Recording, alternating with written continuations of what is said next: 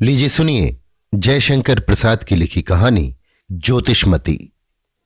वाचन समीर गोस्वामी का है। तामसी रजनी के हृदय में नक्षत्र जगमगा रहे थे।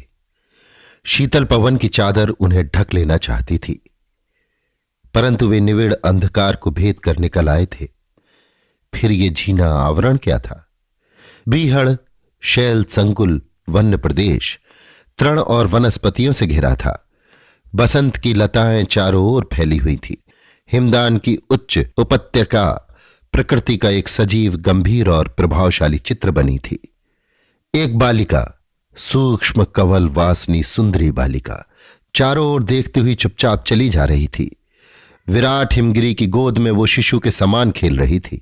बिखरे हुए बालों को संभालकर उन्हें वो बार बार हटा देती थी और पैर बढ़ाती हुई चली जा रही थी। वो एक क्रीड़ा सी थी, परंतु सुप्त हिमांचल उसका चुंबन न ले सकता था।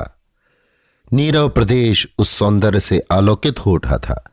बालिका ना जाने क्या खोजती चली जाती थी, जैसे शीतल जल का एक स्वच्छ सोता एकाग्र मन से बहता जाता हो। बहुत खोजने पर भी उसे वो वस्तु न मिली जिसे वो खोज रही थी।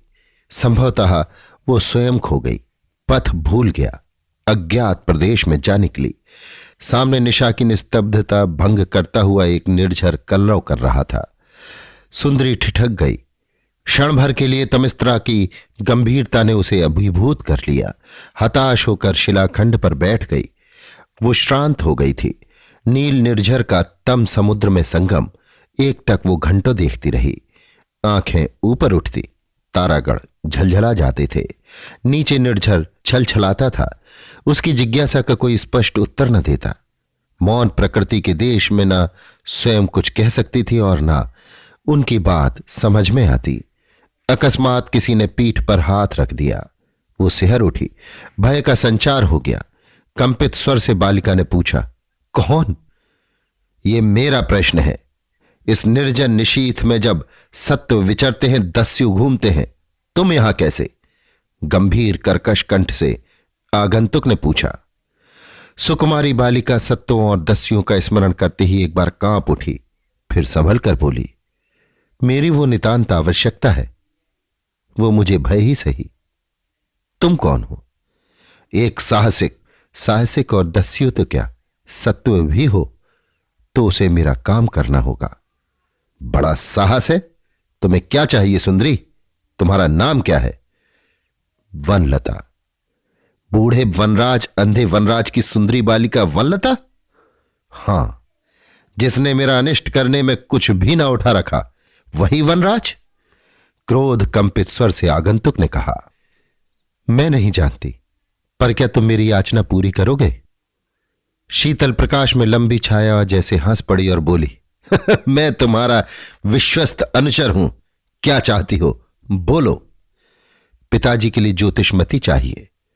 अच्छा चलो, खोज है, कहकर आगंतुक ने बालिका का हाथ पकड़ लिया। दोनों बीहड़ वन में घुसे। ठोकरें लग रही थीं। अंगूठे शत विशत थे। साहसिक की लंबी डगों के साथ बालिका हाँफती हुई चली जा रही थी। सहसा साथी ने कहा, ठहरो, देखो वो क्या है। श्यामा सघन तृण संकुल शैल मंडप पर हिरण्य लता तारा के समान फूलों से लदी हुई मंद मारुत से विकंपित हो रही थी। पश्चिम में निशीथ के चतुर्थ प्रहर में अपनी स्वल्प किरणों से चतुर्दशी का चंद्रमा हंस रहा था। पूर्व प्रकृति अपने स्वप्न मुकुलित नेत्रों को आलस से खोल रही थी। वनलता का बदन सहसा खिल उठा। आनंद से हृदय अधीर होकर नाचने लगा। वो बोल उठी, यही तो है। साहसिक अपनी सफलता पर प्रसन्न होकर आगे बढ़ाना चाहता था कि वनलता ने कहा, ठहरो, तुम्हें एक बात बतानी होगी। वो क्या है? जिसे तुमने कभी प्यार किया हो, उससे कोई आशा तो नहीं रखते? सुंदरी, पुण्य की प्रसन्नता को उपभोग न करने से वो पाप हो जाएगा।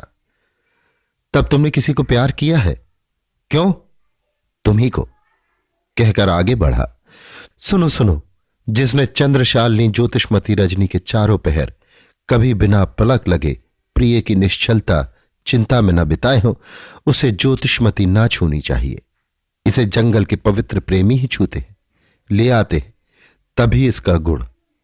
वनलता की इन बातों को बिना सुने हुए वो बलिष्ठ युवक अपनी तलवार की मूठ दृढ़ता से पकड़कर वनस्पति की ओर अग्रसर हुआ। बालिका छटपटाकर कहने लगी, हाँ हाँ, छूना मत, पिताजी की आंखें, आह। तब तक साहसिक लंबी छाया ने ज्योतिषमती पर पड़ती हुई चंद्रिका को ढक लिया। वो एक दीर्घ निश्वास फेंक कर जैसे सो गई। बिजली के फूल मेघ में विलीन हो गए। चंद्रमा खिसक कर पश्चिमी शैलमाला के नीचे जा गिरा।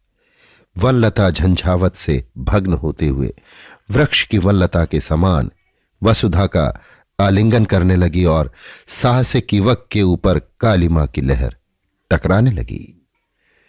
अभी आप सुन रहे थे जयशंकर प्रसाद की लिखी कहानी ज्योतिषमती। वाचन समीर गोस्वामी का था।